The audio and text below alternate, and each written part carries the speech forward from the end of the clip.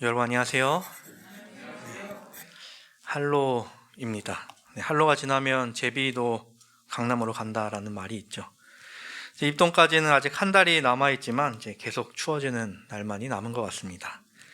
지금 이제 환절기인데 이 환절기 동안 항상 건강함으로 몸과 또 육이 함께 건강한 이 한 시간, 이 한 달, 또 이 남은 1년 보내시기를 간절히 기원합니다.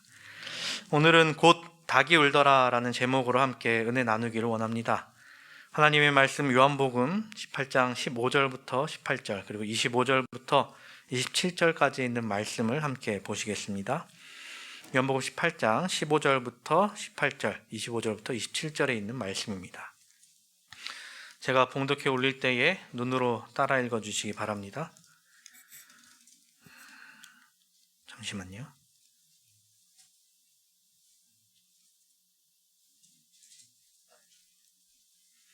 15절입니다. 시몬 베드로와 또 다른 제자 한 사람이 예수를 따르니 이 제자는 대제사장과 아는 사람이라 예수와 함께 대제사장의 집들에 들어가고 베드로는 문 밖에 서 있는지라 대제사장을 아는 그 다른 제자가 나가서 문 지키는 여자에게 말하여 베드로를 데리고 들어오니 문 지키는 여종이 베드로에게 말하되 너도 이 사람의 제자 중 하나가 아니냐 하니 그가 말하되 나는 아니라 하고 그때가 추운 고로 종과 아랫사람들이 불을 피우고 서서 쬐니 베드로도 함께 서서 쬐더라. 시몬 베드로가 서서 불을 쬐더니 사람들이 묻되 너도 그 제자 중 하나가 아니냐? 베드로가 부인하여 이르되 나는 아니라 하니 대제사장의 종 하나는 베드로에게 귀를 잘린 사람의 친척이라 이르되 내가 그 사람과 함께 동산에 있는 것을 내가 보지 아니하였느냐? 이에 베드로가 또 부인하니 곧 닭이 울더라. 세상에 여러 가지 책이 있지만 삼국지라는 책을 여러분들은 다 아실 것입니다. 이 삼국지는 여러 인물이 나오는데 정말 거기에 나오는 인물들이 각자 가진 매력이 있습니다. 삼국지를 통틀어서 어떻게 보면 가장 인기 있는 인물을 사람들 보고 뽑으라고 하면 1, 2, 3순위에 드는 첫 번째 인물은 보통 관우가 들게 되고요. 두 번째는 제갈량, 세 번째는 이제 조운, 우리나라에서는 조자룡이라고 불리죠. 이런 인물이 있습니다.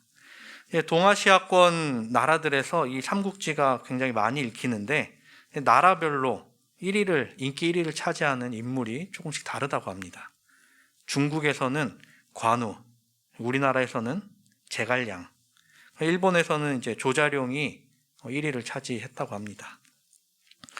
관우는 여러분들이 잘 아실 텐데 유비의 이제 의형제로 지략도 뛰어난 데다가 무력도 뛰어나 문무를 겸비한 인물이라는 아주 매력적인 인물이기에 사람들에게 인기를 많이 얻습니다.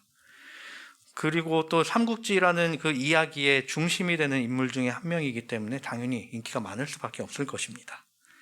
그리고 그 뒤를 따른 제갈량은 이제 삼국지 이야기 중후반부에 가장 중요한 인물로 나타나죠.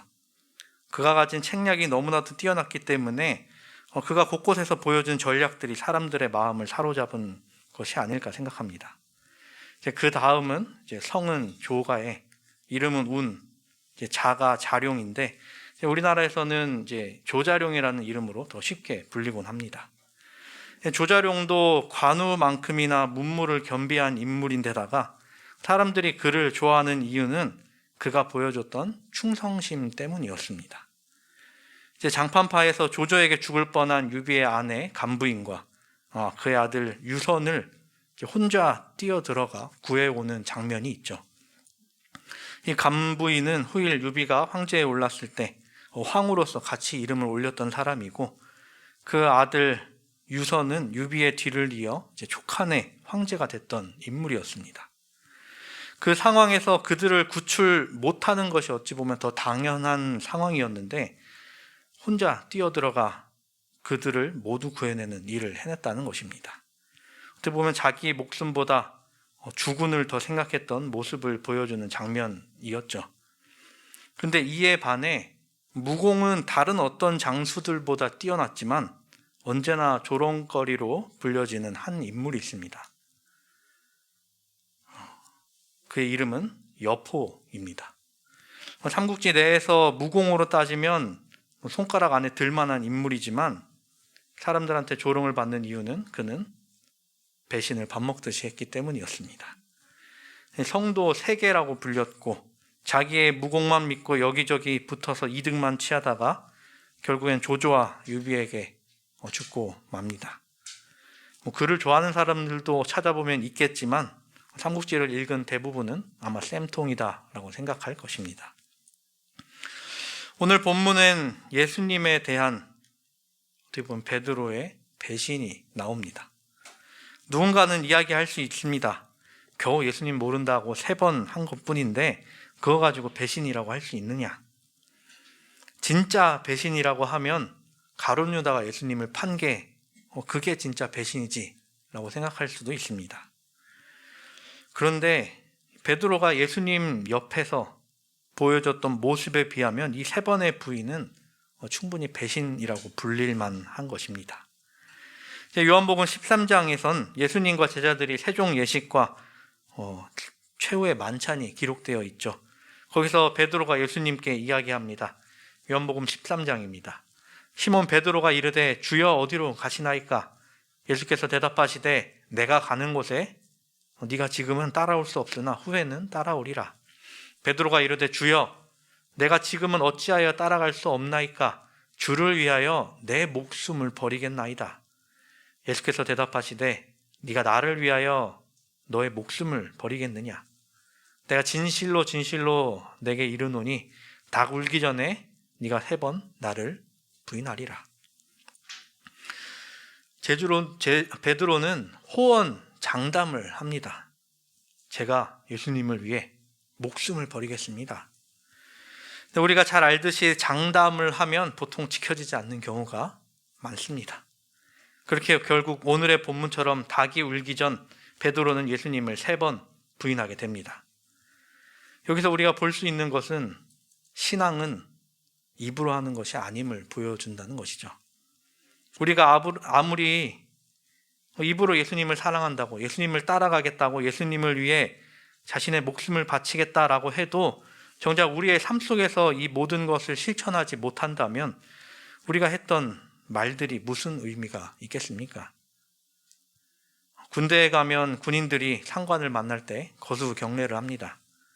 그리고 경례할 때 구호가 있죠. 부대마다 다르지만 사람들이 보통 기억하는 것은 충성이라고 합니다. 그렇게 입으로 충성, 충성 외치는데 정말로 그런다고 해서 충성심이 생겨날까요? 그게 쉽지 않다는 것입니다. 베드로가 내뱉은 말도 그러했습니다. 정작 중요할 때에 지키지 못한다면 앞서 했던 말들은 아무 소용이 없게 되는 것입니다.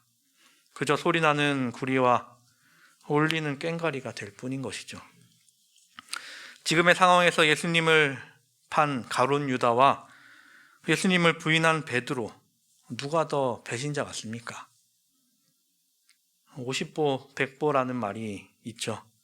누가 더 잘못했냐를 따지면 당연히 가룟 유다겠지만 베드로도 배신이라는 단어에서 자유롭지 못하다는 것입니다. 예수님께서는 자기의 목숨을 버리겠다라고 호언장담을 했습니다. 그리고 칼을 준비해 뒀다가 예수님을 잡아가려는 대제사장의 종의 귀를 베기도 했습니다. 그런데 정말 예수님께서 잡히시니까 거기서 마음이 흔들리기 시작한 것입니다. 대제사장 집에 문지키는 여종이 베드로를 보고 이야기합니다. 이봐 당신 저기 잡혀있는 저 사람 제자 아니냐? 그랬더니 베드로는 아닌데요. 사람 잘못 보셨습니다 하고 그 자리를 뜹니다. 그리고 이제 날씨가 추우니까 불을 쬐러 사람들이 있는 곳으로 가죠. 그렇게 이제 불을 쬐고 있는데 같이 불을 쬐던 사람이 또 이야기합니다. 당신 그 예수라는 사람 옆에 딱 붙어 다니던 그 사람 아닙니까? 이 말에도 아니 무슨 말씀을 하시는 겁니까? 하면서 부인을 합니다. 마지막으로 귀가 잘렸던 사람 말고의 친척이 와서 베드로에게 말합니다. 당신 내가 동산에서 당신이 거기 서 있는 거 내가 봤다고. 그런데 어디 발뺌하냐고. 그러자 베드로는 또다시 부인을 하죠. 요한복음에는 적혀 있지 않지만 마태복음에는 이렇게 이야기합니다. 베드로가 맹세하고 또 부인하여 이르되 나는 그 사람을 알지 못하더라. 마가복음에는 이렇게 이야기합니다. 베드로가 저주하며 맹세하되 나는 너희가 말하는 이 사람을 알지 못하노라. 요즘 사람들이 많이 쓰는 단어 중 손절이라는 단어가 있습니다. 손해를 좀 보더라도 적당한 시점에 끊어낸다라는 뜻이 있는 단어인데, 예를 들면 한 기업이 유명 연예인을 본인들 광고 모델로 세웠는데 그가 갑작스럽게 사회적 물의를 일으키면 광고를 위해 들어간 돈을 감수하더라도 그 광고를 내리는 일을 하는 것을 손절이라고 표현을 합니다. 우리야 베드로가 이후에 어떤 모습으로 변했는지 알지만 이에 대해 전혀 모르는 사람이라면 어떨까요? 아마 예수님의 수석제자인 베드로가 예수님을 손절하려 했다고 생각했을 것입니다. 예수님을 모른다라고 할 뿐 아니라 저주하고 맹세까지 하면서 부인하는 모습을 보이는데 누가 그 모습을 보면서 여전히 예수님을 따르는 자라고 생각하겠습니까? 그런데 우리는 베드로와 다릅니까? 우리는 나 자신은 베드로와 다를 것이라고 장담할 수 있습니까? 지금 당장은 우리의 신앙에 크게 위협될 만한 것이 없기에 호언장담할 수 있습니다. 근데 정말로 우리에게 위협이 왔을 때 정말 우리가 가진 그 신앙을 나타낼 수 있는가? 우리가 입으로 했던 그 신앙 고백을 그때도 똑같이 할 수 있을 것인가에 대해 항상 생각하고 우리는 고민해야 되는 것입니다. 나는 절대로 그렇지 않아 라고 생각할 수 있으나 절대로라는 말은 인간에게 쉽게 적용할 수 없는 말인 것이죠. 언제가 올지 모르는 환난 때를 준비하는 우리 모두가 되기를 바랍니다.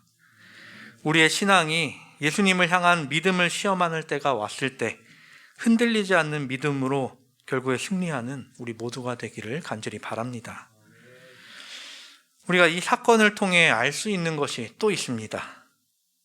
그것은 베드로가 이 일을 숨기지 않았다는 것입니다. 베드로가 예수님을 부인한 이 사건은 4개의 복음서에 전부 기록되어 있습니다.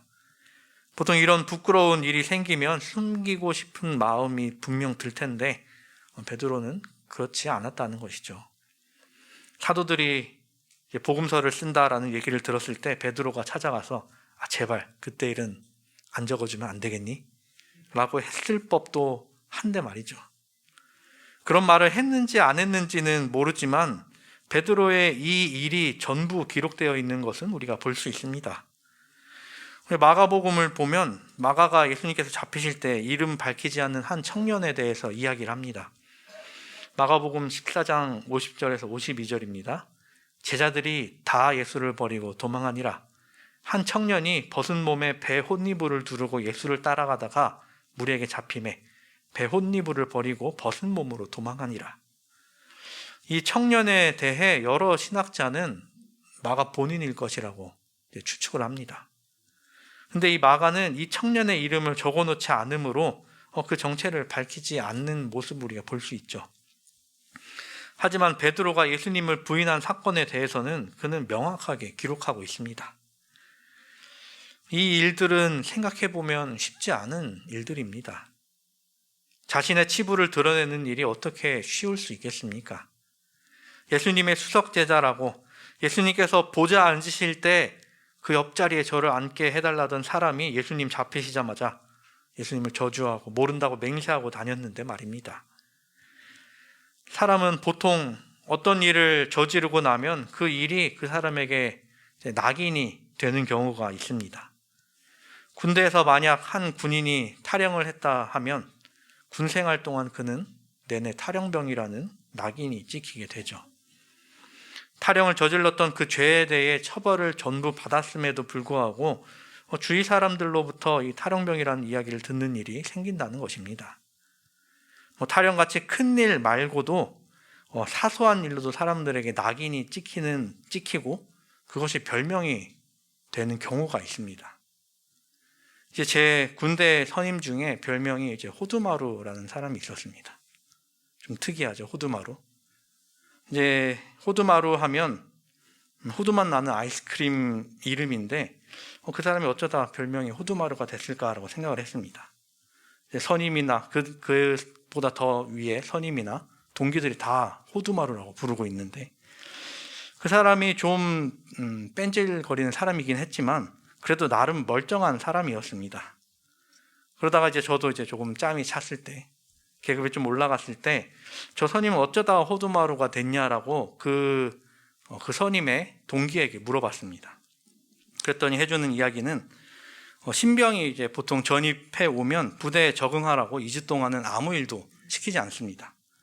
청소도 빨래도 시키지 않고 시켜도 안 됐었습니다. 근데 어느 날 이제 저녁에 모두가 이게 청소를 하고 있었습니다. 근데 그 선임은 당연히 아무 일도 하지 않고 자기 침상에 앉아 있었죠. 다른 고참들은 전부 쓸고 닦고 분리수거하고 있었는데 그 선임이 그때 나왔던 호두마루라는 사탕이 있었습니다. 그 사탕을 까가지고 입에 넣고 질겅질겅 씹고 있는 겁니다. 조용히 아무도 모르게 먹었으면 모르겠는데 너무 대놓고 먹고 있는 것을 보고 있던 한 병장이 지금 다들 청소하고 있는데 너 뭐하고 있냐 라는 것입니다. 지금 신병이 다 청소하고 있는데 호두마루 먹고 있다 라고 해서 넌 이제부터 호두마루다. 그래서 저녁할 때까지 호두마루라고 불리다가 저녁을 했습니다. 정말 별일 아니죠. 사탕 하나 까먹었는데 저녁할 때까지 호두마루로 불리던 사람도 있었습니다. 그렇다면 베드로는 어땠을까요? 물론 주위 사람들이 이것으로 예수님을 배신했던 일로 놀렸을까 싶지만 농담으로 얘기하는 사람이 없진 않았을 것 같기도 합니다. 어떻게 보면 이 일이 그의 평생에 가장 후회되는 일로 남았을 것인데 말이죠. 근데 베드로는 이 모든 일을 감추지 않고 모두에게 알렸던 것입니다. 물론 바로 옆에서 들은 다른 제자들이 또 다른 제자에게 베드로가 예수님을 부인했다라고 알렸을 수도 있습니다. 예수님께서 닭이 울기 전에 베드로가 3번 부인할 것을 예언하셨는데 그 예언이 정말 이루어졌다라고 신기해하면서 얘기했을 수도 있습니다. 그런 이야기가 오가는 과정 중에 베드로가 좀 얘기 안 하면 안 되겠니? 라고 했을 수도 있는데, 그런 일들이 있는지 없는지 모르겠지만 성경에 전부 기록됐다라는 것이죠.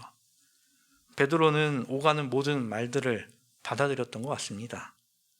왜냐하면 자신이 죄인임을 알았기 때문이었을 것입니다.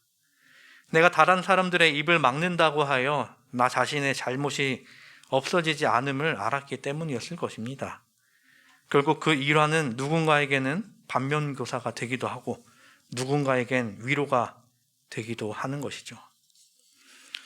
예수님께서 찾으시는, 그리고 예수님께서 세우신 종들도 넘어지고 쓰러지는 인간이었다는 것을 우리에게 알려줍니다.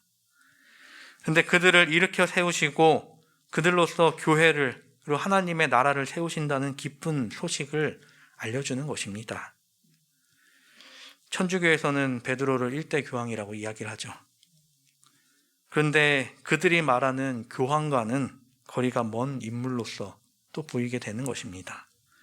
그들이 주장하는 교황이라는 사람은 무오류의 인물이어야 하는데 베드로는 그렇지 못한 모습을 종종 보여줬다라는 것이죠. 예수님께서는 사람을 세우십니다. 예수님 주위엔 물론 니고데모라는, 그리고 아리마대 요셉이라고 불리우는, 지금으로 따지면 국회의원으로 불릴 만한 사내들인 회원도 있었습니다. 그리고 예수님으로부터 종을 고침받은 로마 백부장도 있었습니다. 그런데 예수님은 그런 자들만 세우지 않으셨다는 것입니다. 어부도 있었고 열심 당원도 있었고 세리도 있었는데, 또 보면 그 당대에 보기에 그렇게 대단치 않았던 사람들도 예수님은 세우시고 그들을 또 사용하셨습니다. 그렇다면 우리도 세우실까요? 네, 당연히 우리도 예수님께서 사용하실 것입니다. 예수님을 부인했던 베드로도 세우셨기에 비록 우리가 죄를 짓고 살아가지만 우리를 세우시고 또 우리를 사용하실 것입니다. 이 모든 사실을 믿고 예수께서 이끄시는 대로, 예수께서 가라고 하는 곳으로 나아가는 우리 모두가 되기를 간절히 바랍니다. 우리가 여기서 볼 수 있는 것은 베드로와 가룟 유다의 차이점입니다. 만약 베드로가 예수님을 부인한 채로만 끝났으면 그도 가룟 유다와 크게 다르지 않는 사람이 됐을 것입니다. 근데 가룟 유다와 베드로의 가장 큰 차이점은 한 사람은 자신의 죄를 스스로 목숨 끊는 일로 마무리 지으려 했지만 다른 한 사람은 자신의 잘못을 뉘우치고 예수님께 나아갔다라는 것입니다. 가룟 유다는 예수님과의 그 3년 반의 시간이 무의미해지는 선택을 했습니다. 하지만 베드로는 예수님께 다시 나아감으로 다시 서는 것을 경험하게 되는 것이죠. 이것이 예수 그리스도를 믿은 자와 믿지 않은 자의 차이일 것입니다. 예수 그리스도를 온전히 믿은 자는 자신이 지은 죄도 예수님께서는 용서해 주실 것이라고 믿었던 것이죠. 물론 그의 믿음이 크지 않았을지라도 그 작은 믿음으로 예수님께 나아갔던 것입니다. 그런데 예수님을 믿지 않은 한 사람은 자신의 죄값을 결국 자기의 죽음으로 치렀던 것이죠. 예수님께서 인류의 죄를 위해 돌아가셨는데도 말입니다. 우리는 어디에 서 있습니까? 우리는 누구와 같기를 원하십니까? 사랑하는 우리 성도 여러분, 우리의 삶이 가룟 유다가 아닌 베드로를 닮기를 원합니다. 베드로를 닮는다는 것은 예수님을 똑같이 부인하라라는 말이 아닙니다. 우리가 예수님을 실망하게 할 일을 하더라도 다시 예수 그리스도께 나아가는 것, 예수 그리스도를 바라보는 것을 이야기합니다.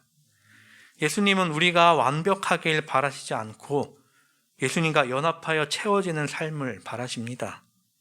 그렇게 우리에게 비록 흠이 있을지라도 예수 그리스도께서는 우리를 버리시는 것이 아니라 예수 그리스도의 은혜로 채워 일으켜 세워주실 것입니다. 화일 선지자는 이렇게 이야기합니다. 비록 베드로는 주님을 부인했지만 그에 대한 예수님의 사랑은 결코 흔들리지 않았다. 우리가 예수님으로부터 떠나지 않는다면 예수님께서 먼저 우리를 버리시는 일은 없습니다.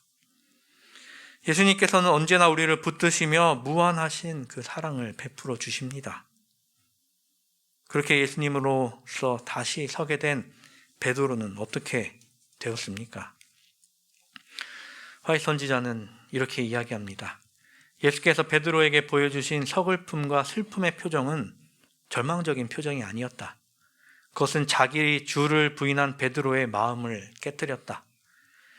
베드로는 회심했으며 그 후 그리스도께서 십자가에 못 박혀 죽으셨다가 부활하신 후에 베드로는 관원들 앞에서 담대하게 예수님을 위해 선언했으며 너희가 거룩하고 의로운 자를 부인하고 도리어 살인한 사람을 놓아주기를 구하여 생명의 주를 죽였도다 라는 말로 관원들을 책망했다. 그때 회심한 베드로는 회심하기 이전의 자만과 과장하는 모습의 자신과는 전적으로 다른 모습을 보여주었다. 우리 스스로가 완벽한 자가 되려 하기보다 그리스도로 인하여 완전한 자가 되기를 바랍니다. 예수님 앞에 강한 자가 아니라 예수님께서 세우시는 강한 자가 되기를 바랍니다. 그렇게 단단할 것만 같았던 베드로도 환난 가운데 부러졌습니다. 하지만 예수님께서 그 부러진 것을 붙이시고 다시 세우사 전보다 더 강하게 하셨습니다. 이 일들이 우리의 삶 속에서도 일어나 우리가 주님을 믿고 따르고 또 주님의 일을 할 때에 그 모든 것들이 발휘되기를 바랍니다. 우리가 죄를 지었을 때 낙담하는 것이 아니라 우리의 죄를 하나님께 고백하고 또 하나님께 회개하고 또 하나님께 능력을 구함으로 인하여 그 죄에서 벗어나 주님의 종으로서 다시 서는 우리 모두가 되기를 간절히 바랍니다. 이렇게 삶 속에서 예수 그리스도로 인하여 강하여지는 그리고 그로 인해 승리하는 우리 모두가 되기를 바라며 말씀을 줄이겠습니다.